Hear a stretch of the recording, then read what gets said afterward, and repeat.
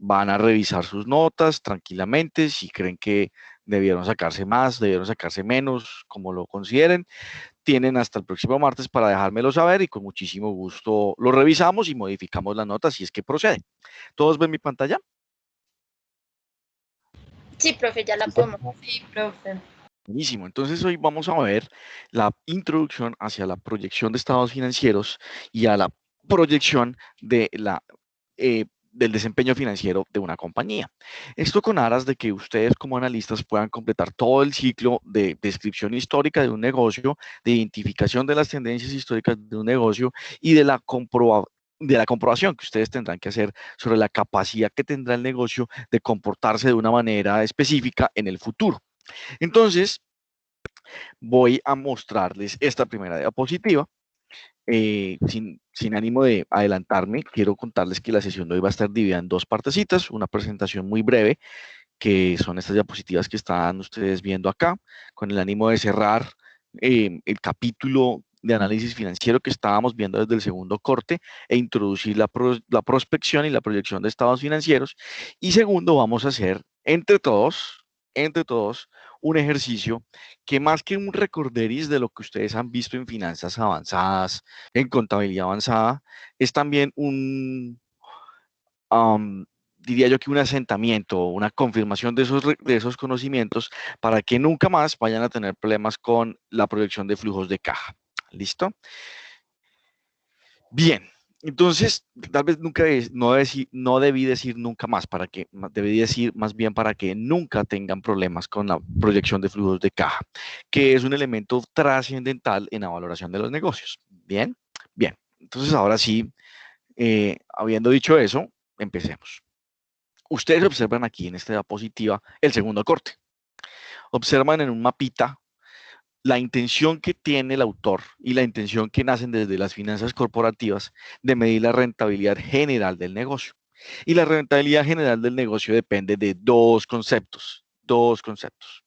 ¿Qué tan rentable es la compañía al explotar sus activos operativos? ¿Y qué tan rentable es la compañía al apalancarse? ¿Cómo logra que el apalancamiento, primero, cree un escudo fiscal? ¿Y cómo logra que el apalancamiento, a su vez, le entregue recursos suficientes a a la compañía para que la administración de la misma los convierta en recursos operativos que a su vez generarán rentabilidades operativas? Pues bien, a esta torta le falta una cereza y la cereza es la tasa de dividendos o la tasa de política de dividendos. ¿Y por qué? Porque vamos a ver un concepto muy rápidamente que es el de la tasa de crecimiento sostenible, que responde a la siguiente pregunta. ¿Cuál es la tasa máxima a la que la compañía puede crecer si mantiene intactas sus políticas operativas y de financiamiento? Vuelvo a repetir. ¿Cuál es la tasa máxima a la que la compañía puede crecer si mantiene intactas sus políticas operativas y de financiamiento? ¿Qué pasa? ¿A dónde vamos a llegar si seguimos igual? ¿A dónde vamos a llegar si continuamos con las mismas políticas? ¿A dónde vamos a llegar si mantenemos la misma estructura de capital? Si hablamos desde financial leverage. ¿A dónde vamos a llegar si mantenemos la misma rentabilidad o los mismos márgenes? Cuando hablamos de ingreso menos costos. Podemos continuar de esta misma manera por tanto tiempo, siempre y cuando mantengamos esas estructuras. Pues bien, esa pregunta se resuelve a través de la tasa de crecimiento sostenible. Y no es más que la misma tasa ROE, pero descontando el efecto del dividend payout ratio. ¿Qué es el dividend payout ratio? Es aquel flujo de caja que después de pagar la operación del negocio, que después de pagar a los acreedores, me queda para pagar a los accionistas a través de los dividendos. ¿Alguien puede decirme de lo que ha aprendido a lo largo de la carrera cómo se calcula el dividend payout ratio? Profe, ¿ese sería el mismo flujo disponible para el accionista? Es un primo hermano, pero no es. Es casi, pero no. Quiero saber es qué tanto porcentaje de utilidades se las pago al accionista en dividendos. ¿Tienen 10 segundos? ¿Alguien sabe? ¿La TIR del accionista? No, no porque la TIR te refleja los flujos de caja que el accionista recibe y los flujos de caja que el accionista recibe no necesariamente son 100% dividendos. Los flujos de caja que un accionista recibe podrían ser dividendos más los flujos de caja a la disposición de la inversión. A ver, ¿alguien sabe? ¿Alguien sabe? El pago por dividendos sobre la utilidad. El pago por dividendos sobre la utilidad, correcto. ¿Quién habló? Ay, perdón, creo que les oculté mi pantalla, discúlpenme. Daniela Rom. La Roma, ok. Discúlpenme que creo que dañé aquí la presentación. ¿Todos están viendo la pantalla? Sí, profe. Sí, profe. Ah, listo. Creo que lo que no estoy haciendo es grabar la sesión. Espérenme en un segundito, hago una pequeña pausa para asegurarme que estamos grabando. Ah, ya está grabando. Listo. Bien, pues bien, Daniela, tienes toda la razón. Así es. Y la tasa de dividendos es la tasa, el dividend payout ratio es precisamente la tasa que queda o que se define al decir cuánto de la utilidad neta estoy destinando para pagar los dividendos. Entonces, si yo tengo una utilidad neta de 1,000 pesos y de esos 1,000 pesos yo pago 2%, 2 pesos en dividendo, ¿cuánto es la tasa cuánto es el payout ratio, el dividend payout ratio? Otra vez, si tengo una utilidad neta de 1,000 y de esos 1,000 pago 2 pesos, ¿cuánto es el dividend payout ratio? 2 entre 1,000. O sea, ¿eso cuánto da? ¿2% o 0,2%? 0,2%. 3%. No, a ver, vamos a hacerlo aquí en el Excel.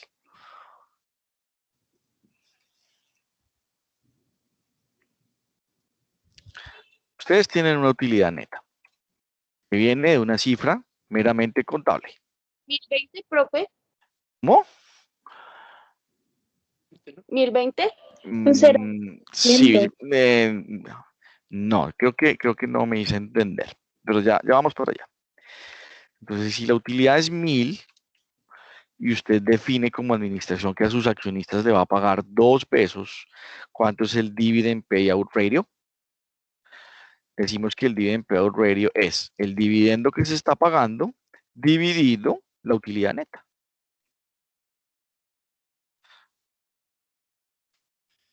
Entonces es 2 dividido 1,000. O sea, 0,2%. ¿Sí? ¿Por qué me estaban diciendo 0,20? Porque estaban multiplicando 0,2 por 1,000 o qué estaban haciendo. Yo te decía 0,2, profe, pero no sé si 0,2%. escucho mal. 0,2%, profe. Sí, 0,2%. Yo escuché 120. Pero bueno, si es así, entonces creo que es mi edad, perdón. Es 0,2%. ¿Qué significa? Que del total de la utilidad, la compañía va a destinar el 0,2% para pagarle a los accionistas. Déjenme decirles que los dividendos en una inversión, en acciones, pues por lo menos en un mercado actual, pues no es que representen parte de lo que uno toma o no es que representen gran cosa, pero existen 3 razones por las cuales una compañía puede pagar dividendos. ¿Sí? Estoy haciéndoles un comentario sobre la lectura que ustedes están haciendo de Palepú y ya vamos a entrar entonces en detalle. ¿Por qué una compañía puede pagar dividendos? Una compañía puede pagar dividendos porque tiene excesos de caja. ¿Y qué es tener excesos de caja? Ya pagó toda su operación, ya pagó todos sus flujos de caja asociados a la deuda y a pesar de eso quedó con unos sobrantes de caja. Esos sobrantes de caja los puede utilizar para pagarle dividendos a los accionistas. Ese es el motivo más frecuente, pero es el motivo menos político. ¿Qué otra razón existe para que una compañía pague dividendos? Una compañía paga dividendos para intentar decirle al accionista, usted y yo no tenemos la misma información. Usted no sabe cómo se corre el negocio, aunque usted es el dueño del negocio. Yo sé cómo se corre el negocio, yo sé qué es lo que pasa con el negocio y sé que entre usted y yo existe una asimetría de información. porque usted no sabe lo que yo sé y no lo puede saber a menos de que usted se convierta en administrador.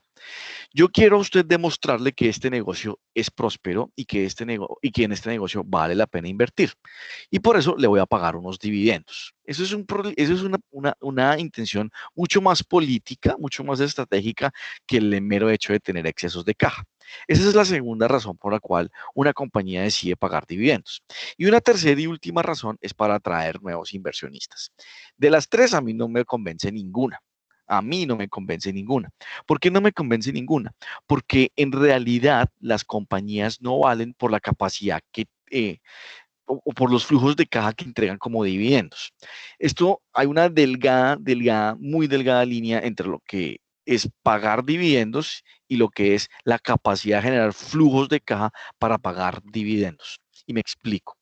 Una compañía de verdad vale por la capacidad que tiene de generar flujos de caja suficientes para reinvertir en su operación, sostener su operación, pagar a los acreedores y dejar flujo de caja para capital, es decir, para el accionista, sin que necesariamente se conviertan en dividendos. ¿Y eso qué significa? Que la compañía puede crecer de una manera específica sin pagar dividendos o pagando unos dividendos mesurados, ¿cierto? Pero al inversionista no le va a importar el flujo, no le va a importar el dividendo, sino le va a importar es el precio que la acción va a tomar en bolsa o el precio que la acción puede llegar a tener. Ustedes saben que una inversión en acciones en Colombia tiene tres, pero pues de manera general tiene dos fuentes de rentabilidad. Usted gana plata invirtiendo en una acción a través de dos formas. Primero, a través de los dividendos, que pueden ser irrisorios en muchas oportunidades. Y segundo, a través de la valoración que tenga el precio de la acción en bolsa. Y muchas veces usted gana mucha más plata o el 90% de la rentabilidad viene de la valoración que tuvo el precio de la acción en bolsa más que de los dividendos. Bien, entonces aquí, pues esta no es una clase de valoración de empresas, pero en realidad lo que estamos diciendo es que las compañías valen por la capacidad que tienen de generar flujos de caja futuros. Y no necesariamente esos flujos de caja futuros significan que voy a pagar dividendos. No obstante, pagar dividendos, pues es una práctica común y en el caso que estamos viendo, es un mecanismo para atraer nuevos inversionistas. ¿Y cómo los atraen? Pues le están diciendo, mire, señor, invierta usted en este negocio que yo le voy a dar un dividendo de X porcentaje, de X monto, y eso demuestra en el fondo que como empresa, que como negocio y como administración, tenemos la capacidad para pagar, para ser rentables. Bien, preguntas hasta acá. No hemos dicho nada del otro mundo. Hemos dicho algo que ustedes ya conocen. ¿Pero tienen alguna pregunta? Bien, ahora la pregunta que yo les hago es, si yo quiero saber la rentabilidad general del negocio y quiero a su vez preguntarme cuánto queda después de pagar dividendos, ¿los dividendos limitan el flujo de caja de la compañía? ¿Sí o no?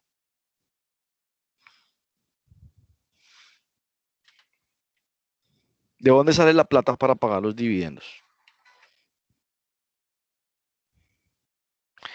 Del flujo de caja operacional. Sí, exacto, del flujo de caja de la empresa. Entonces, ¿limitan o no limitan el flujo de caja? No, señor. ¿No lo limitan? Sí, El flujo de caja sí, sí, no neto, limita. El neto sí, el operacional no. al final limitan el flujo de caja neto, el total, el que queda después de pagar las necesidades propias de su operación y las necesidades de deuda. Al final de ese flujo de caja neto, pues van a quedar unas limitaciones, de ahí van a salir los dividendos. Entonces, nuestro autor propone que la tasa de crecimiento sostenible, que es esa tasa que les acabo de definir al principio de la clase, es esta. Y es tomar el ROE, que lo hemos estudiado ampliamente durante el segundo corte, ¿cierto? Y que se divide en dos factores, y le va a quitar cuál es la tasa de pago de dividendos. Es decir, va a netear uno por uno menos la tasa de pago de dividendos.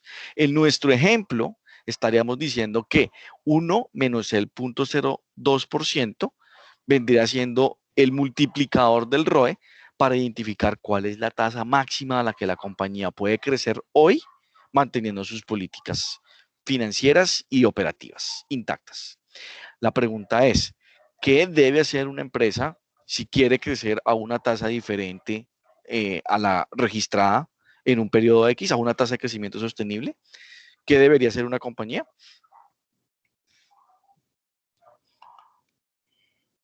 La respuesta está acá. Mejorar su indicador de ROE o retener más utilidades y pagar menos dividendos. Correcto, así es. Entonces, si yo pago menos dividendos, seguramente voy a tener la capacidad de liberar más flujo de caja y voy a tener un mayor potencial de valorización. Si yo pago menos dividendos, si yo pago más dividendos, entonces voy a limitar el flujo de caja neto que queda al final del periodo y voy entonces a limitar también el crecimiento de la compañía. Bien, esto que les acabo de decir es meramente teórico. Yo quiero que lo hagamos en un Excel. Pero para llegar a ese Excel y para llegar a ese cálculo matemático, necesitamos repasar la construcción del flujo de caja. Entonces, en este momento, o bueno, ya hace unas buenas horas, les dejé cargado en el Blackboard, les dejé cargado un ejercicio. Discúlpenme, yo vuelvo aquí al ejercicio. ¿Están viendo mi pantalla o ya no la están viendo? Ya no. Listo. Ya no, profe. Vayan por favor al Blackboard.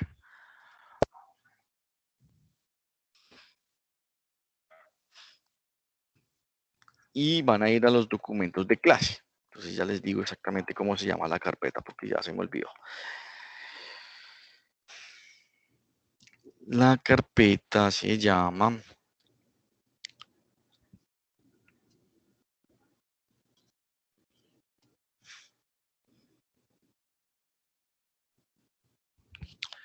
actividades en clase, carpeta número 4.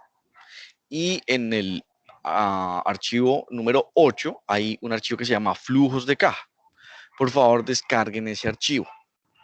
¿Ven? Todos van a descargar el archivo. Listo.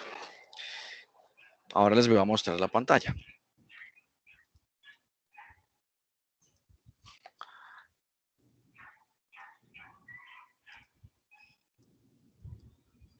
¿Todos ven mi pantalla ahora?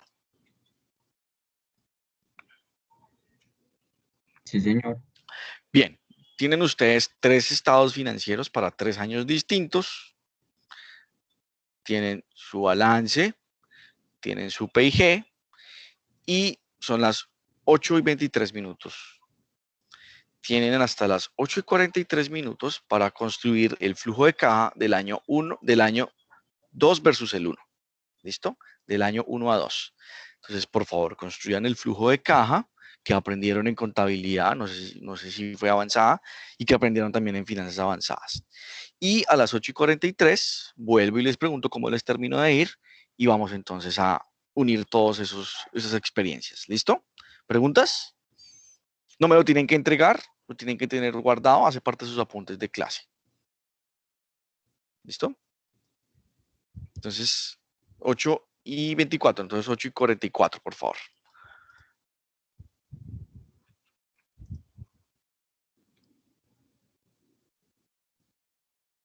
Profesor, ¿puede por favor mostrar más abajo?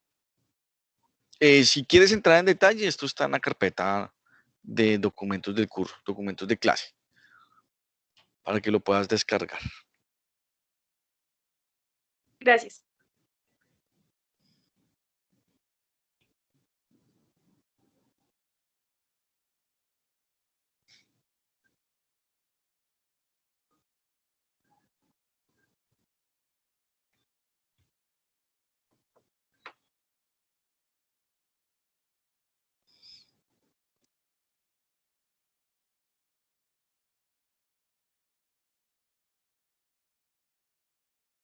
Profe, qué pena, por favor. Dime, dime, Laura. Dime. Hola, Laura. ¿Me escuchas? ¿Repetir el año? Tienen que hacer año 1 y 2. Gracias. ¿Sí?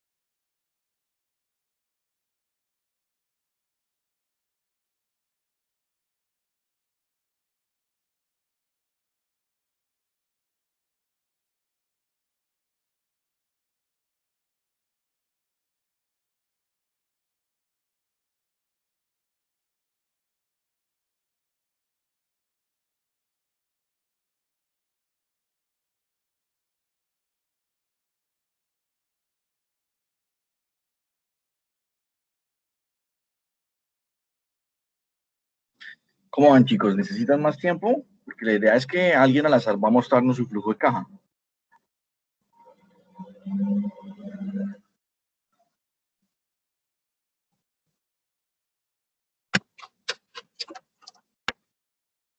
¿Escuchan, chicos?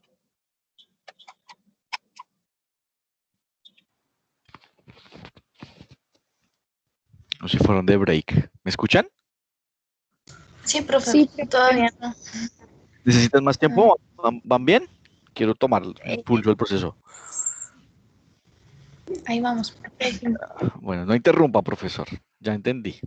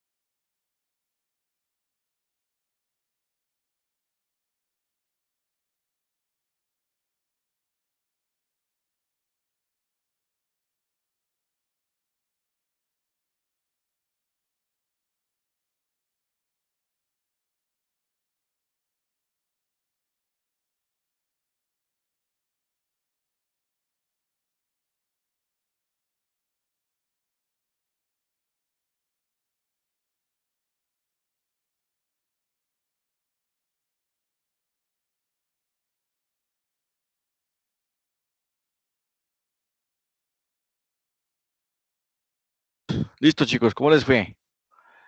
¿Más tiempo? Sí, profe, porfa, nos regalas unos minuticos más, porfis. Ok, vamos a las 50, hacia las 50, bueno. Gracias.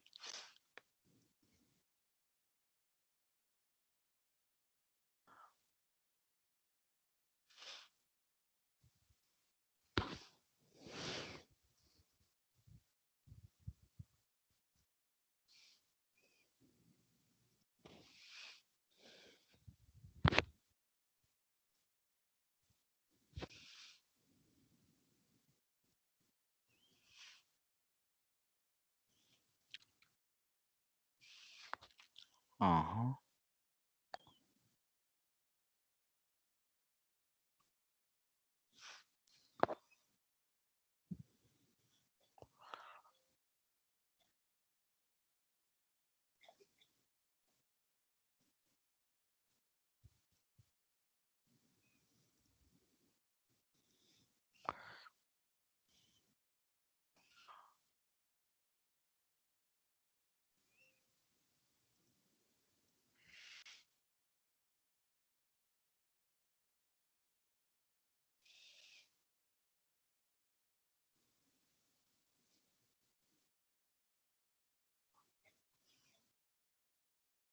Ustedes, yo me acuerdo, no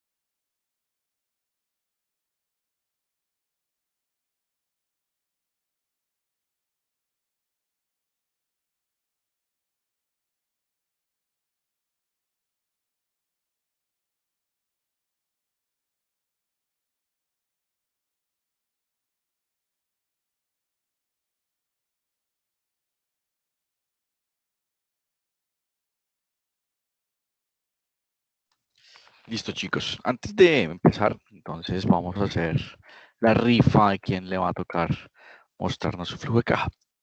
Pero quiero hacer algo de la vieja escuela. Vamos a llamar lista. Entonces responda presente a mi llamado. Harold Mora. Presente, profe.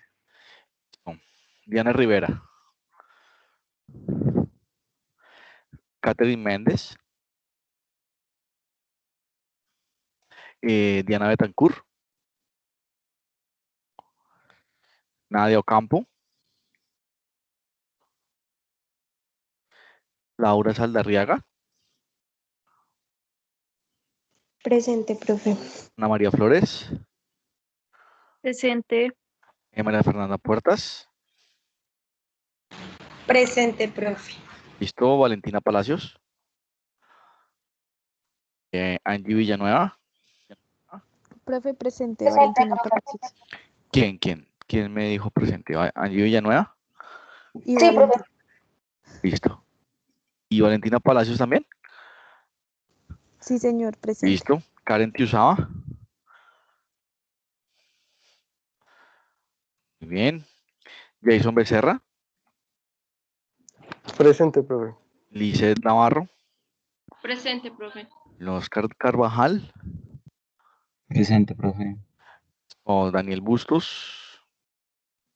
Presente, profe. Isabela Sánchez Holguín. Presente, profe. Laura Sofía Herrera. Presente, profe. Listo. Cristian Rojas. Presente, profe. Natalia Canal. Presente, profe. Laura Daniela Romo. Presente, profe. Sara Rivera. Presente, profe. Gabriela Arevalo.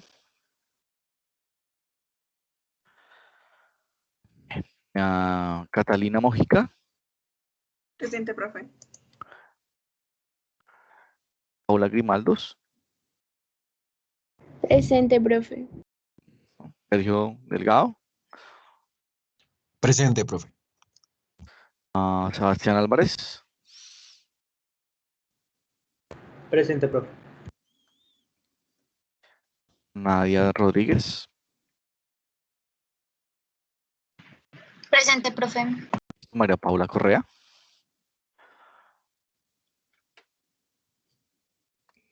Paula Rodríguez. Andrea Milena Martínez. Presente, profe. Listo. Y María Fernanda Mora. Presente, profe. Bueno, chicos, muy bien. Muy bien. Profe, que Gabriela Arevalo escribió por el chat. O sea, está en el chat, pero no está en la clase. Muy bien, 0. No está. Bien, continuemos. Mentiras, Gabriela ya le puse la nota, ya leí el chat. Entonces, vamos a hacer una rifa. Y hoy estamos a 29, o sea que 29 es Paula Rodríguez Zumbarila. Pero como no está Paula Rodríguez Zumbarila, entonces la persona que está abajo que es Andrea Milena Martínez. Entonces, Andrea, por favor, compártenos tu pantalla y nos muestras el flujo.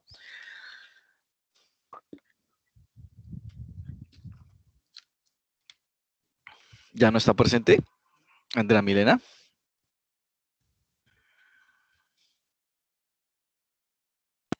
Andrea. Profe, es que ella creo que está teniendo problemas de conexión. La vieja excusa. Bien, está bien. A ver, entonces, ¿quién sigue por acá? María Paula, Nadia Melisa. La más cercana al 29. Hola, profe. Hola. Hola, Nadia. Ay, Entonces, profe, ¿me escuchas? Sí, te escucho. Comparte tu pantalla y nos muestras el flujo de caja, a ver cómo quedó.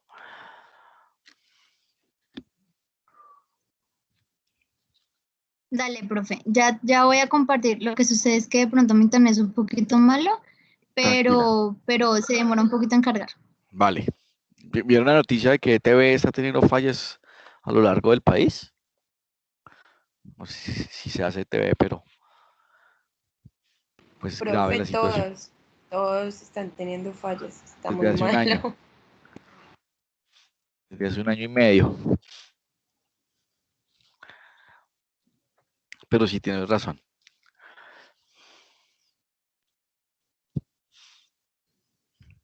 Ujú.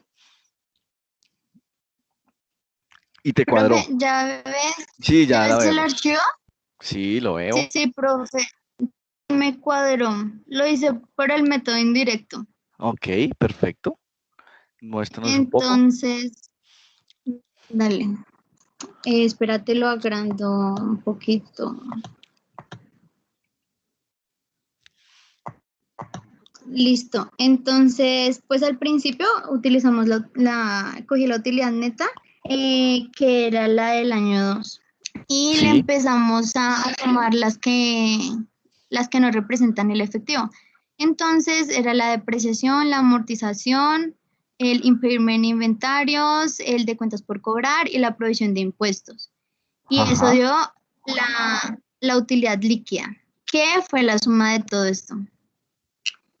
Entonces, luego empezamos a plantear los flujos de Pues, caja. Entonces, primero fueron los de operación, profe. Entonces, aquí estos eran los activos. Primero puse los activos corrientes, que entonces aquí empecé a poner la diferencia de los 2 años. Entonces, esto me dio con cuentas por cobrar 500, bueno, negativo, con inventarios 2000, y luego mandé los pasivos corrientes, que eran proveedores, provisiones e impuestos, y todo con la diferencia, profe. Entonces, a estos yo los sumé, estos dos, el de activos corrientes y el de pasivos corrientes, y esto me dio 9.521. Y el flujo de caja de operación fue estos 27.000 más estos 9.521, la suma. ujú. Y eso me dio 18.229. Y luego, con lo del flujo de caja de inversión, lo único que había era propiedad, planta y equipo, que era 15.000 negativos. Y pues eso me dio el flujo de caja de inversión. Luego, el flujo de financiación fueron las obligaciones financieras y el capital emitido. Y entonces eso me dio 5.600. Y luego, pues aquí solamente puse el anterior, el del año 1, que fue lo del banco. Y Sí, aquí con esto, con el periodo actual, fueron estos 15.450, que fue coger todos los flujos, el de operación, el de inversión y el de financiación, y sumarle el del periodo anterior. Y eso me dio el de ese mismo periodo, o sea, el del año 2, que fue perfecto. 15.450. Tú la tienes clara, perfecto. Está muy bien, Melissa, perfecto. Muchísimas gracias. ¿Alguien más Dale, ¿Alguien más le cuadró o alguien tuvo dificultades con el flujo? A ver, ¿y por qué estamos haciendo este análisis de flujo de caja? Porque cuando usted hace una proyección de estados financieros y cuando usted quiere valorar el negocio, lo que usted tiene que proyectar son los flujos de caja. Usted proyecta estados financieros, que significa primero proyectar el PIG de acuerdo a unas condiciones de mercado, proyecta el PIG y luego cuando proyecta el PIG de segundas proyecta el balance. Y cuando proyecta su balance, luego proyecta su flujo de caja. Y cuando proyecta su flujo de caja, entiende cuáles son los flujos de caja operativos que la compañía será capaz de entregarle.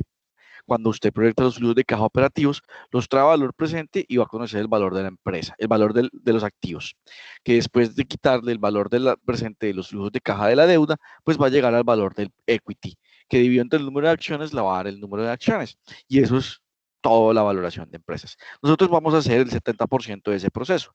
Entonces necesito que todo el mundo me confirme que tiene claro el proceso de la construcción del flujo de caja. Entiendo que todo el mundo le llegó al mismo resultado, a todo el mundo le cuadró, o alguien tiene alguna diferencia que le gustaría que revisáramos.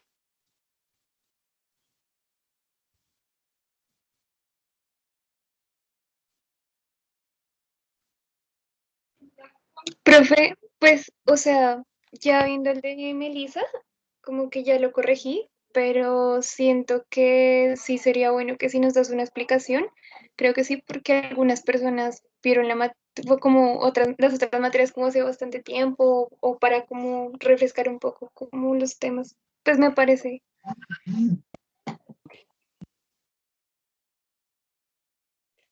Entonces, déjenme saber cuando vean mi pantalla.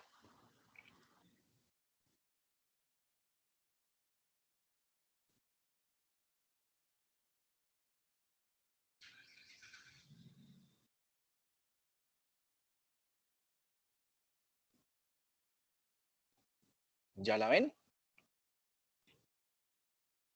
No, señor. Ahora.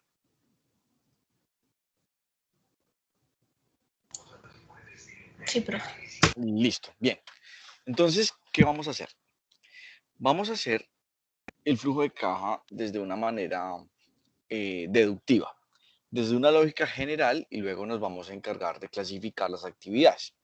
Y el primer paso significa evaluar las variaciones de un año a otro. Bien, con el ánimo de que al final nosotros estemos en la capacidad de construir un flujo de caja operativo. Y ya les voy a mostrar cómo se hace un flujo de caja, bueno, o cómo un flujo de caja en la realidad nos permitió llegar a la valoración del grupo de éxito, que de hecho se les había mostrado en el primer corte. Entonces empecemos. Cuando usted tiene activos en el año 1 de 36.000 pesos y pasa al año 2 con activos de 61.000, usted podría pensar desde una lógica general que usted está comprando o vendiendo activos. O mejor dicho, cambio la pregunta. Si pasó de 36.000 a 61.000, ¿es porque usted desembolsó recursos o le entraron recursos? Sin tener en cuenta la cuenta, valga la redundancia, de bancos. ¿Entraron? Entraron, profe. Entraron de 36.000 a 61, entraron, entonces hagámoslo acá.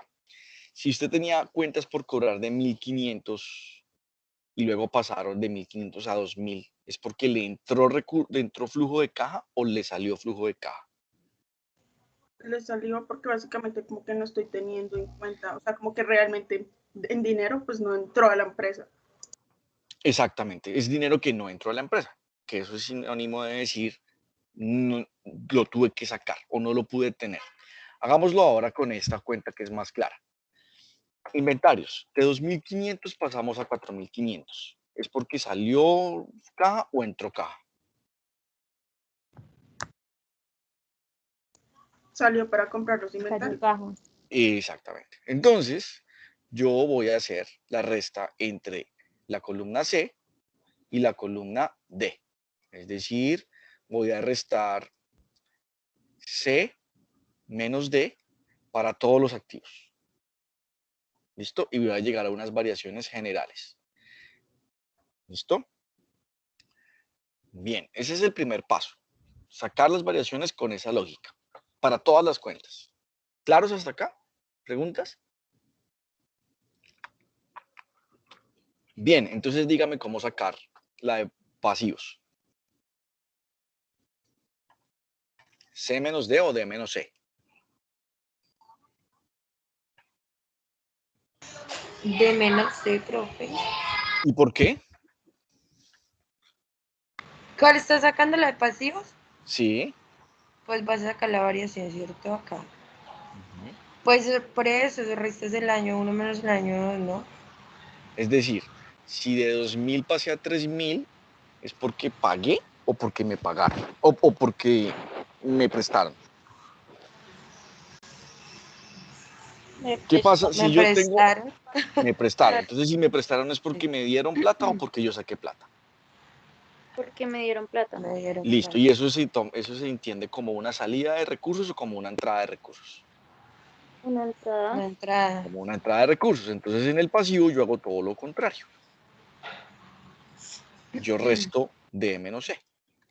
Y hago ese mismo análisis para todo el pasivo, sin importar cuál sea su naturaleza. Y para el patrimonio, ¿qué hago?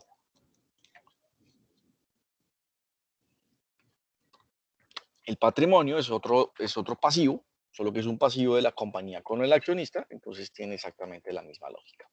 Bien, entonces, matemáticamente, si activo es igual a pasivo más patrimonio, entonces las variaciones del activo más las variaciones del pasivo más las variaciones del patrimonio me deben dar 0.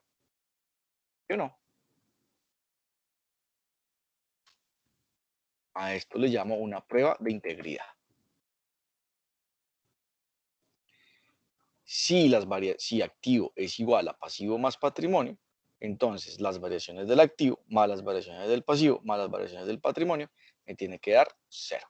Esto no es más que una ecuación lineal de esas que veíamos en el colegio. ¿Listo? Esa prueba de integridad yo siempre la hago antes de hacer una valoración de empresas, porque lo que hago es asegurarme de que me suministraban los estados financieros adecuados. Entonces yo ya tenía mi ejercicio desarrollado para ustedes, estoy haciendo exactamente lo mismo que está acá. Este 24 es este 24 que estoy resaltando en amarillo, sumo todas las variaciones y llego al final a 0. Esa es la prueba de integridad o integralidad. ¿Listo? No se me quedó nada por fuera. Bien, habiendo hecho la prueba de integralidad o la prueba de integridad, lo que voy a hacer es una prueba de utilidad. ¿Y qué significa la prueba de utilidad? Es hacer que toda la utilidad del año 2 esté expresada en términos, en función, perdón, de las variaciones del año 2 versus el 1. Es decir, yo lo que estoy diciendo matemáticamente es, la utilidad que logré al final del año 2 es el resultado de movimientos para arriba o para abajo en el pasivo y en el patrimonio. A eso le llamo la prueba de utilidad. ¿Y cómo parto de la prueba de utilidad?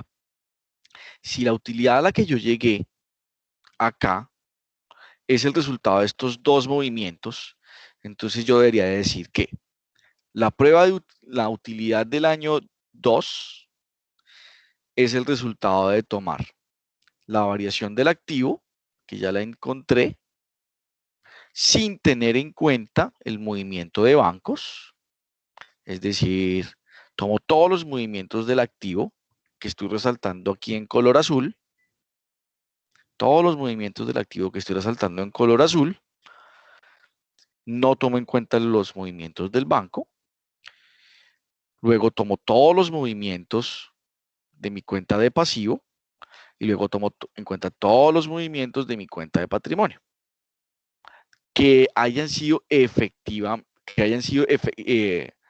movimientos de efectivos reales. Acá. ¿Sí? Y eso me lleva a algo que se llama el movimiento neto. ¿Qué es el movimiento neto? La utilidad neta más todas las variaciones del activo, pasivo y patrimonio que hayan sido, en el caso del activo, diferentes al efectivo y en el caso del patrimonio, efectivo real. ¿Y por qué aquí no? Porque aquí efectivo real. Porque el movimiento de la utilidad acumulada no es un movimiento donde pueda haber efectivo. El movimiento de la utilidad de ejercicio no es un movimiento donde pueda haber efectivo y además yo ya la estoy incluyendo aquí, ¿cierto? Entonces estaría haciendo una redundancia cíclica. Si a eso le sumo el saldo inicial, que son 6.621, entonces ese movimiento neto que acabo de encontrar más el saldo inicial me da los 15.540 del saldo final de mi flujo de caja. Estas dos pruebas me permiten a mí identificar si en efecto el flujo de caja me va a cuadrar o no, basado en la información financiera que tengo. ¿Listo? Entonces, ¿preguntas? Por favor, hagan los años 2 y 3 con lo que les acabo de explicar y se toman 5 minutos. A ver cómo les va. Recuerden, primero hagan la prueba de integralidad y segundo, la prueba de utilidad. 5 minutos.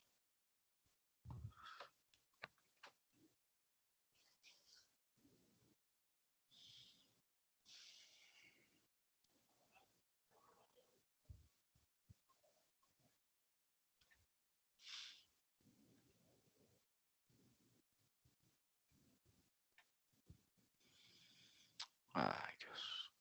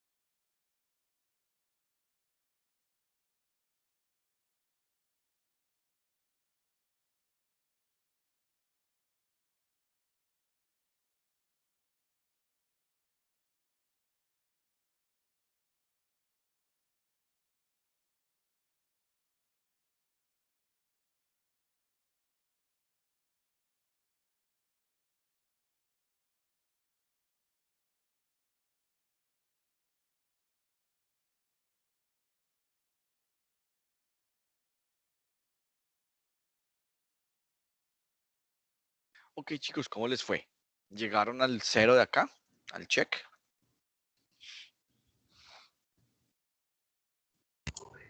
Sí, profe. ¿Sí? Listo. Entonces, hagamos nuevamente el ejercicio entre todos. Voy a hacer primero la prueba de integralidad y es tomar todas las variaciones completas de mi balance desde la siguiente lógica. Para el caso del año 2 y 3, voy a decir que voy a restar C menos D, perdón, D menos E, porque estoy intentando reflejar que un crecimiento en el activo significa que compré. Y como compré, salieron recursos. Aquí estoy diciendo que de 61.600 pasamos a 55.000. Aquí estoy viendo una disminución de 6.500 en mi activo, que significa que probablemente entraron recursos. ¿Listo? La lógica es distinta a mis proveedores, porque ahora estoy diciendo que del año 3 al año 10, perdón, de hecho aquí la lógica es la misma, el signo me dio igual. Del año 2 al año 3, mis proveedores pasaron de 3.000 a 10.000, lo que significa que me dieron financiación de 7.000, es decir, entraron los recursos. Y mantengo esa misma lógica para todo lo que es mi pasivo y mi patrimonio. ¿Bien? Bien. Habiendo hecho eso, entonces me traigo la prueba de integralidad y digo 6.573 es la variación de mis activos, del total de mis activos. 7.087 positivos es la variación de mi pasivo y 13.660 es la variación de mi patrimonio. Y esos tres rubros me tienen que dar 0. De manera general, uno podría empezar a hacer análisis desde acá. Y análisis podría decir, bien, del año 2 al año 3, la compañía tuvo una generación de recursos y esa generación de recursos provino de la operación y a su vez provino de un préstamo que le entregaron a la compañía. ¿Sí? Eso es lo que uno podría pensar tan solo evaluando 3 líneas. ¿Y para qué utilizó la compañía esos recursos? La compañía los utilizó para pagar la deuda que tenía con los accionistas. ¿Y cómo la pagó? Pues no sé, seguramente tuvo que haber distribuido dividendos. Entonces veamos si con estos 3 rengloncitos y esos análisis que acabamos de hacer, pues eso que estamos diciendo es cierto. Primero empecemos corroborando si la compañía distribuyó dividendos. ¿Distribuyó dividendos la compañía?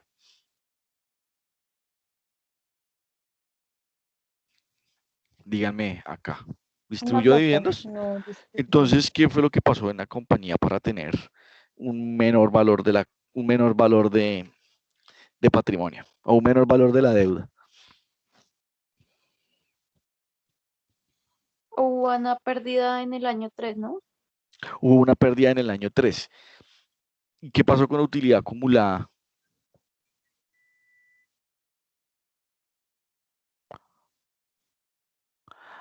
Pues a ver, ustedes tenían una utilidad acumulada en el año 2 de 16.000 y en el año 3 la utilidad debió haber sido de 34.734.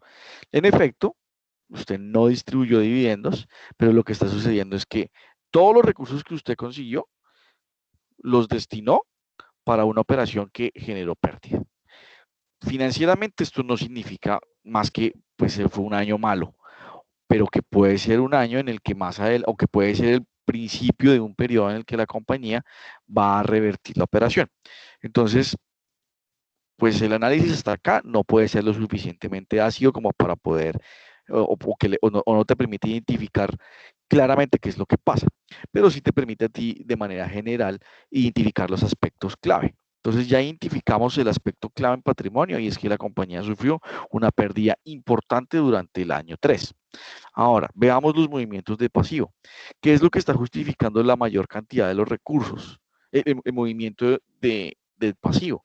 Pues que tenemos un incremento importante en las obligaciones. ¿cierto? Y que esas obligaciones las utilizamos para pagar impuestos, por ejemplo. Bien. Y eso seguramente redunda en una generación de recursos en el activo que pues van a dar o van a justificar el por qué nuestros niveles de liquidez. Bien, es importante también mencionar acá que la compañía está otorgando una gran cantidad de financiación a sus clientes, porque pasamos de 2.000 a 6.000. Cuestión que no había sucedido en el año 1 a 2, donde tan solo la financiación había sido de 500. Aquí se multiplicó por varias veces la capacidad de la compañía para prestar a sus clientes. Entonces aquí uno podría empezar a pensar, tenemos una señal de alerta, porque otorgamos una mayor financiación a nuestros clientes y aún así tenemos una pérdida importantísima. Bien, esos son 3 análisis que llegamos con tan solo leer 3 líneas. Ahora veamos cómo explico la utilidad neta del ejercicio en función de las variaciones de los componentes del estado financiero. Entonces, la utilidad neta para este año fue de menos 13.600.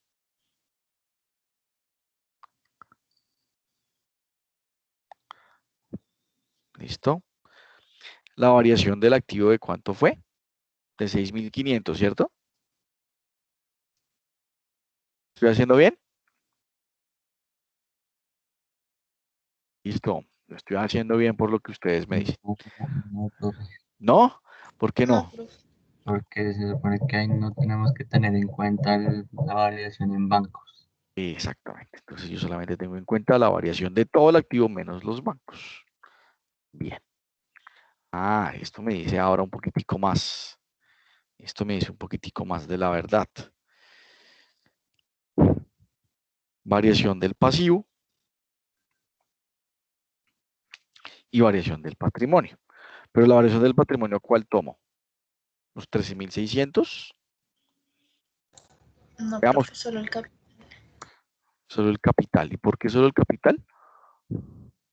Pues porque estos movimientos, estas dos cuentas de acá no son susceptibles de reflejar flujo de caja, a menos de que haya habido una distribución de dividendos. Entonces yo podría decir que voy a tomar exclusivamente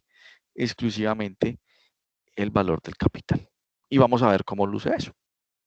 ¿Cuál era mi saldo inicial? Pues el saldo final del año 2.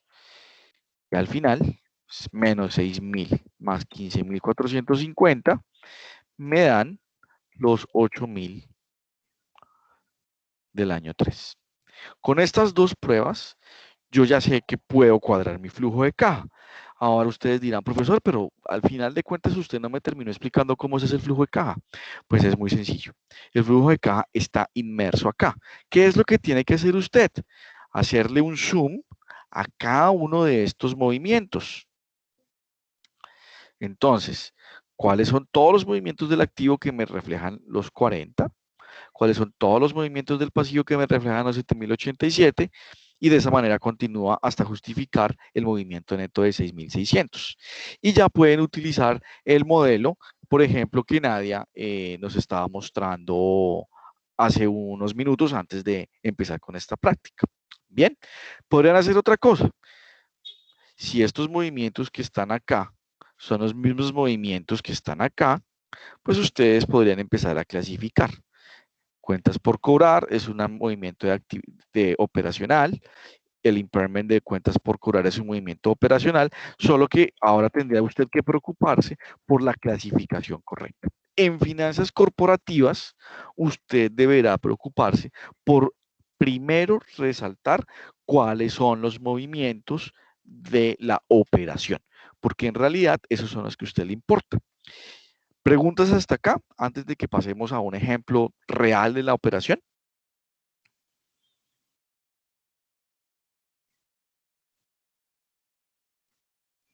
Profe. Sí. O sea, si entendí bien lo que estás explicando en sí, a mí como que lo que me interesa son, lo que dice, o sea, la casilla F y la casilla G, ¿sí? La casilla, tal. ¿qué? Perdóname. F y la casilla G, o sea, los montos Sí, que de ahí vemos. vienen, de aquí se desprende mi flujo de caja, de las variaciones de mis elementos de los estados financieros. ¿De cuáles? Puntualmente de balance. Sí, claro. Bien. ¿Alguna otra pregunta? Esto que les estoy diciendo no es una clase, o mejor dicho, esto que les estoy explicando no pretende reemplazar lo que ustedes vieron en sus clases de contabilidad y en sus clases de finanzas. Esto es simplemente una aproximación matemática a cómo comprobar los flujos de caja y a cómo, por ejemplo, comprobar si los estados financieros que me suministran están adecuados, más que sencillamente ponerse a verificar si aquí están cuadrando o no. También puedo hacer análisis iniciales con tan solo verificar los movimientos generalizados de las cuentas mayores, de mis activos, de mis pasivos y de mi patrimonio. Por ejemplo, que fue lo que hice acá, mediante este análisis de integralidad. Entonces, insisto, ¿ustedes van a tener que hacer flujos de caja en el tercer corte? Sí. ¿Van a tener que cuadrar el flujo de caja? Sí. Pero pues ese no es el centro, ese no es el qué, ese es el cómo. Pero me interesa que ustedes tengan claro de dónde viene todo esto y cuál es la naturaleza de todas estas operaciones para que al final podamos hacer una valoración o aproximarnos a lo que es una valoración de empresas desde desempeño financiero. Bien, sin ánimo de decir que este es un curso de valoración de empresas. Bien, ¿alguna otra pregunta?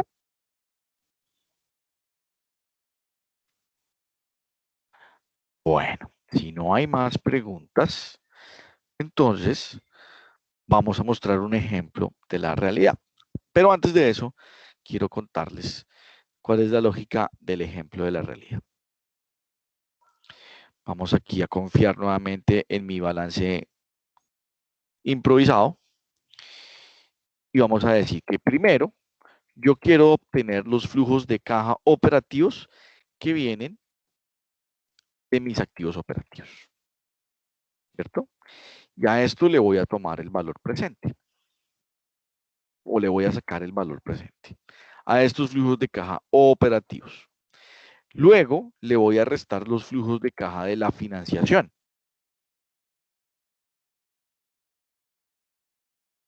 Que son los que ustedes encuentran acá. Bien. Le voy a restar los flujos de caja de la financiación y voy a también traer el valor presente. Bien.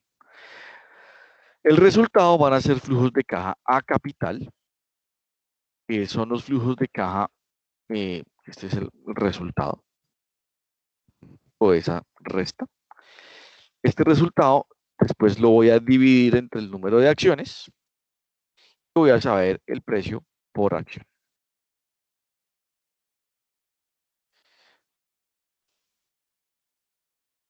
Bien.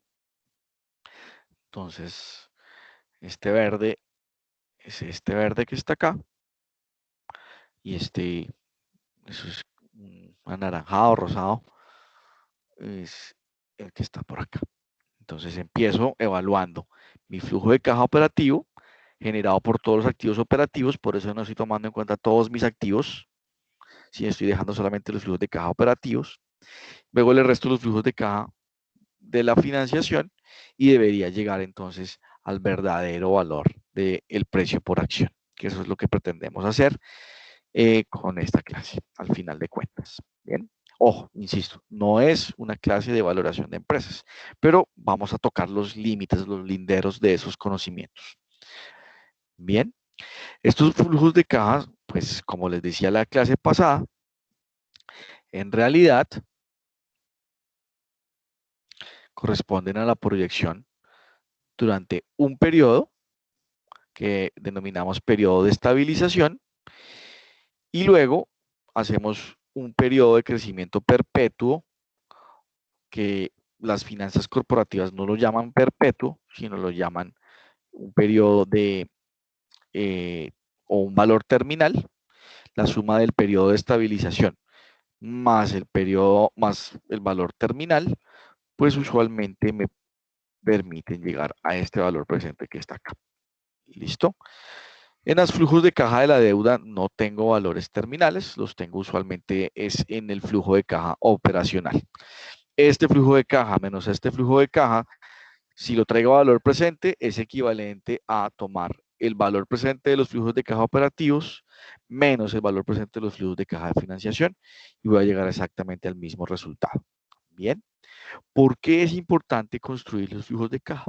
Porque en nuestra teoría, el valor de una compañía, la rentabilidad real de una compañía se mide por la capacidad que tiene de generar flujos de caja en el futuro. ¿Listo? Y para ello hicimos todo un ejercicio de cómo poder proyectar flujos de caja. Entonces, cuando ustedes proyecten el estado financiero, cuando empiecen a leer el capítulo de proyección, se van a dar cuenta que la manera o el derecho es empezar por proyectar todo un escenario económico y el escenario económico se ve reflejado en el PIG. Yo proyecto PIG los años que quiera y luego con los datos de mi PIG proyecto los datos de mi balance. Y cuando proyecto los datos de mi balance, entonces hago lo que el profesor Borges sugiere y es hacer mis pruebas de integralidad y mi prueba de utilidad de flujos de efectivo y luego ya puedo proyectar mis flujos de caja, que es hacer todo esto que estoy haciendo acá. Y luego usted podrá traer a valor presente con una tasa adecuada cada uno de esos flujos y determinar el valor de la compañía. ¿Bien? ¿Preguntas?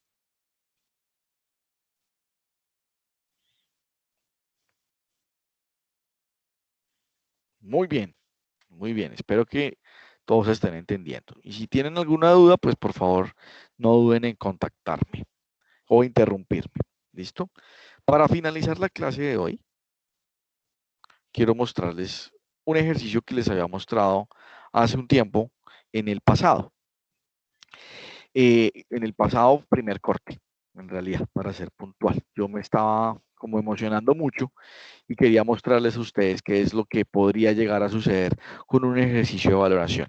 Este es un ejercicio un poquitico más simplificado que hicimos en la compañía donde tenemos una esperanza de proyecto independiente y que tiene como propósito constituir o construir un portafolio de inversión sobre las acciones que nos parezcan interesantes en Colombia o en el exterior. Y en aquel entonces, ya hace un par de añitos, estábamos evaluando cómo podría comportarse la compañía denominada Grupo Éxito. Y hicimos la valoración en aquel entonces del Grupo Éxito para llegar a un resultado que resultó siendo muy satisfactorio. Bien, entonces, ¿cómo hicimos la valoración? Cambiamos un poquitico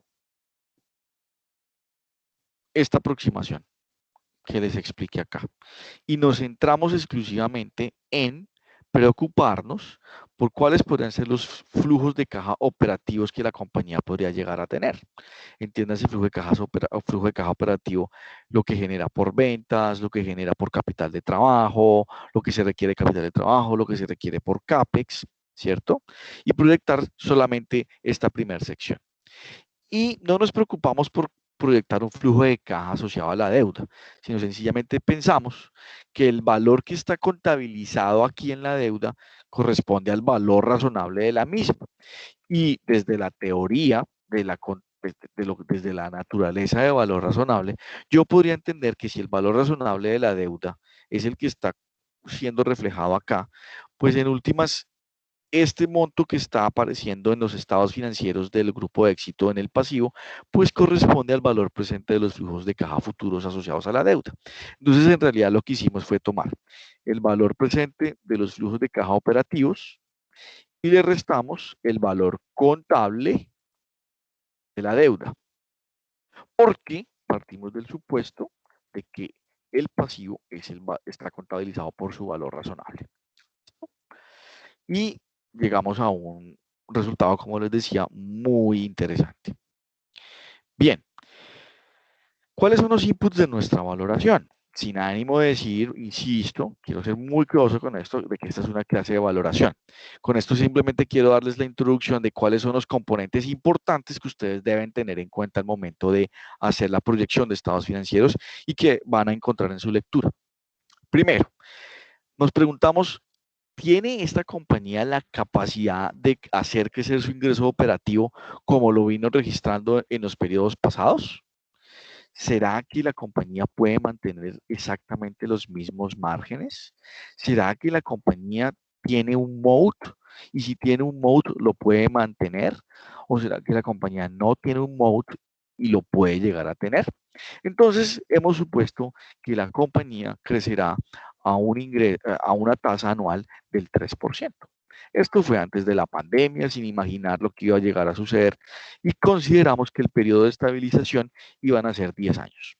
En la vida real se utilizan 5, 7, 10 años también, pero no más allá, porque en la medida en que uno le incremente más los años, pues va a empezar a incurrir en imprecisiones, porque yo no tengo la capacidad de preseguir con certeza lo que va a suceder al final del año 10.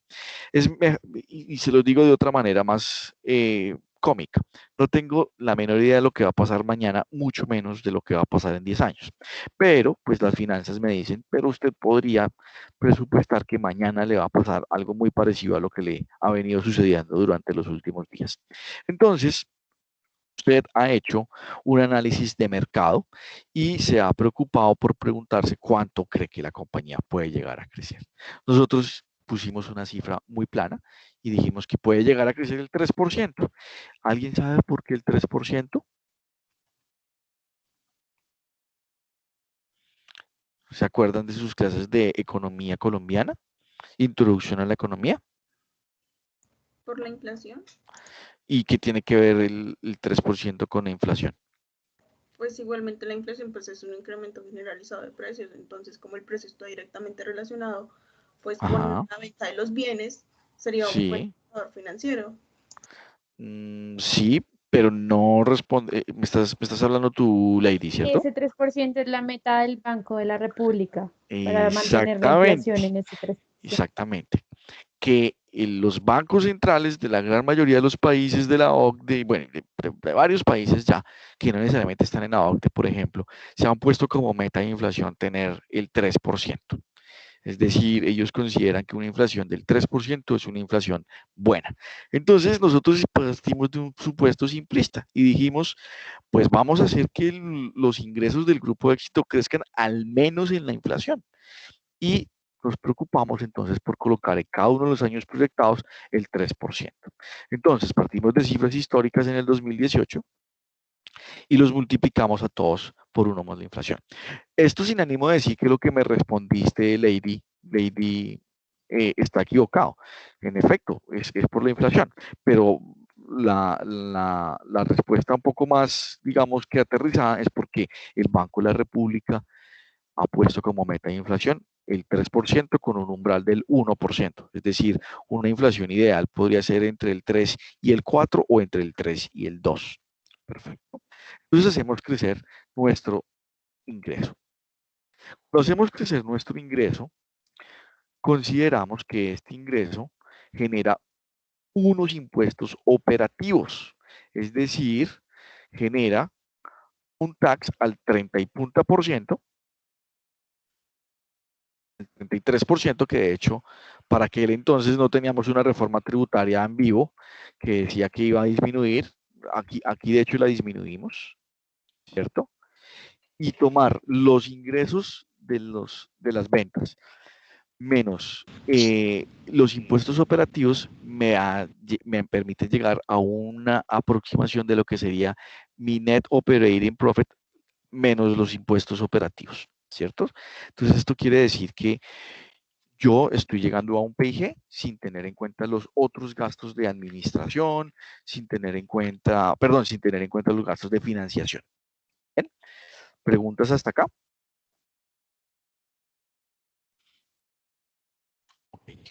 Para este ejemplo se los voy a subir para que lo estudien. Ahora, si este va a ser mi net operating profit less adjusted taxes, entonces ahora voy a empezar a sacar cuáles son los flujos de caja que la compañía me va a empezar a pedir. Entonces, nos sentamos en aquel entonces con el grupo de éxito y empezamos a identificar que tenían 3 proyectos principales. Un proyecto un proyecto macabro que consistía en competir contra todas las empresas, perdón, contra todas las tiendas de barrio, que se llama, y ahora de hecho lo olvidé, hipermercados. Esos proyectos, discúlpeme un segundo, por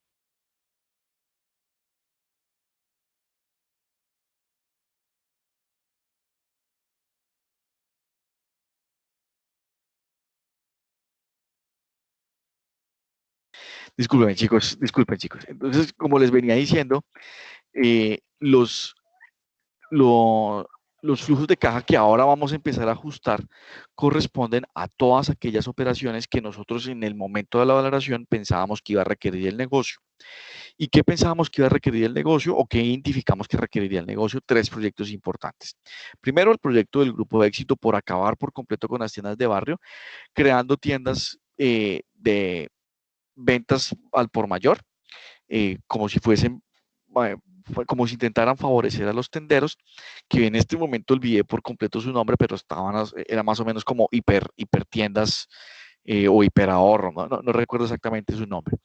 Segundo, tiendas, una mejor experiencia dentro de las tiendas vigentes del éxito o dentro de las grandes superficies del éxito, que consistían en mejorar las plataformas electrónicas, como por ejemplo, permitirle a usted saber el precio de un producto, acercando el producto a un código de barras sin necesidad de tener que revisar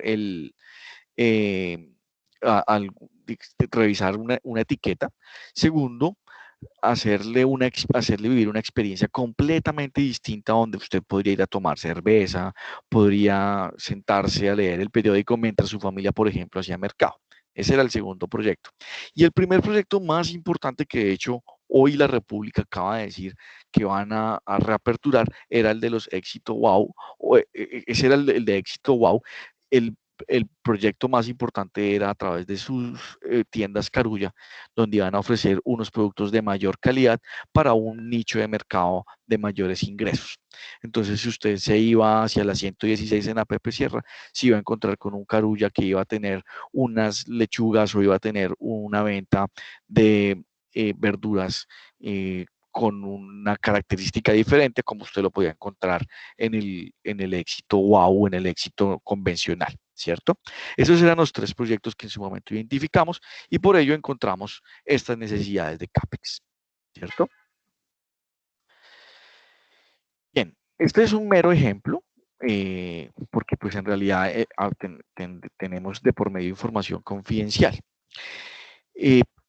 Después de haber identificado las necesidades de CAPEX, tomamos las necesidades de capital de trabajo, ¿cierto? Estas necesidades de capital de trabajo las dejamos en realidad fijas, pero de trasfondo, las necesidades de capital de trabajo dependerán de cómo la compañía proyecta su participación en el mercado. Si la compañía pretendía hacer crecer su negocio al 3%, lo más lógico era que al menos sus necesidades de capital de trabajo se comportaran en línea con ese ingreso. Si usted quiere vender más, va a necesitar mayor capital de trabajo. Si usted quiere tener una mayor participación en el mercado, va a necesitar tener una mayor necesidad, va a necesitar tener unos mayores recursos de capital de trabajo. Aquí lo dejamos fijo, no es así como en realidad sucedió, pero con estas 3 variables, las ventas proyectadas menos los impuestos operativos, más las necesidades de capital de trabajo y los ajustes por partidas operacionales que no son caja, yo llego a un free cash flow, que es mi flujo de caja libre, ¿cierto? Si a ese flujo de caja libre le resto el valor de la deuda, voy a llegar al valor del equity. Y concentrémonos entonces en que tenemos unos free cash flow que identificamos acá, ¿cierto? Y voy a llegar a este escenario.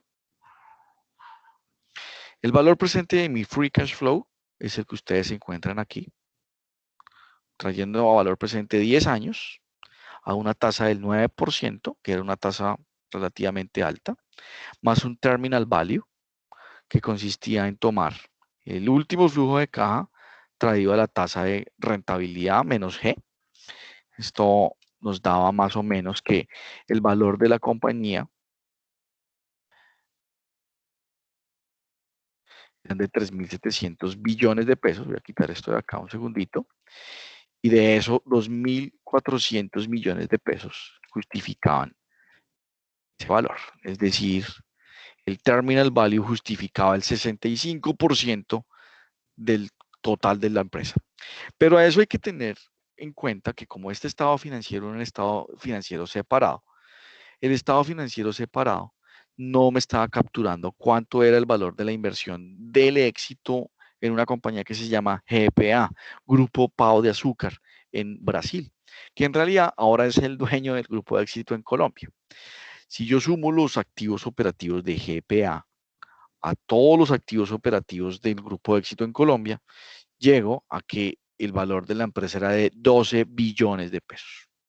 Si resto la deuda, bueno, también resto las acciones preferentes y los intereses minoritarios que no teníamos, llego a que el valor del equity era de 10 billones de pesos. Si a esos 10 billones de pesos los divido entre el valor, entre el número de acciones en circulación, llegó a que el precio objetivo de la compañía era de 23.000 pesos. ¿Saben por cuánto fue la OPA? ¿Saben qué es una OPA? Creo que lo dije en el primer corte.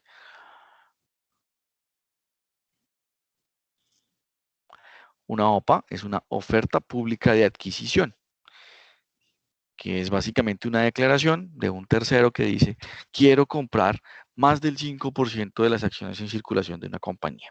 Pues bien, la OPA fue por 18.000 pesos. La OPA fue por 18.000 pesos. Obviamente, como les decía en el primer corte, los inversionistas en aquel entonces se quejaron porque dijeron que el valor real de la compañía no podía ser 18.000 pesos, que la querían comprar muy barata y que la compañía costaba más o menos 22.000 pesos por acción. Es decir, que esta valoración muy simplista que estoy mostrándoles acá y que estoy pretendiendo que ustedes aprendan con esta explicación de acá, pues en realidad no era paja, en realidad era muy cercana a la realidad. La OPA fue por 18.000 pesos, los accionistas llegaron a un precio de 22.000, nosotros en la compañía llegamos a un precio de 23.000. En aquel entonces, cuando hicimos esta valoración, el grupo de éxito costaba 12.000 pesos. Es decir, que si hubiésemos decidido invertir, o todos aquellos que decidieron invertir, no se ganaron la diferencia entre 22.000 y 12.000, pero sí se ganaron la diferencia entre 18.000 y 12.000 pesos. Que esa es una diferencia, pues, muy interesante, porque usted se ganó 5.000 pesos por acción, es decir, se ganó un 41% en más o menos 8 meses. En más o menos 8 meses. ¿A quién no le interesaría ganarse un 8%, un 40% en 8 meses? Pues bien, eso es prácticamente para lo que sirve el análisis financiero. Con esto, sencillamente queda hacer un abrebocas de cómo se hace el flujo de caja, de cómo el flujo de caja se proyecta y cómo cuando el flujo de caja se proyecta basado en unos supuestos que vamos a estudiar la próxima semana, pues yo puedo llegar a resultados como este y poder definir si vale la pena o no vale la pena comprar o no comprar, invertir o desinvertir en las compañías que son objeto de valoración. Es decir, ejecutar la labor de un analista financiero. ¿Preguntas? ¿Quejas? ¿Reclamos? Profe, ahí se lo sube, ¿cierto? Sí, sí, este lo tienen ustedes para que lo puedan consultar. Bueno, chicos, entonces la próxima semana empezamos con nuestros quizzes semanales. Por favor, lean las lecturas asignadas, que en realidad son 2 capítulos muy interesantes, muy chéveres. Tengan por favor en cuenta que pues vamos a revisar en esos quizzes, que los vamos a hacer los quizzes en Blackboard, y que pues es muy importante que los tengan muy claros para poder desarrollar pues, los talleres que vamos a tener. Si no hay más preguntas por parte de ustedes, pues para mí ha sido un placer saludarlos. Espero que en lo que quede de día les pueda enviar sus notas acumuladas, pues para que ya tengan claro cómo les terminó de ir en este segundo corte. Les deseo una feliz noche. Muchas gracias por su atención y pues que Dios los bendiga y que descansen. Cuídense mucho, tengan mucho cuidado con todo lo que está sucediendo en la ciudad y también cuiden mucho cuiden mucho su salud. Muchas gracias a todos. Gracias, Gracias, profe. Gracias, profe, profe. gracias. Que estén Igual. muy bien. Chao. Chao. Una hora duro.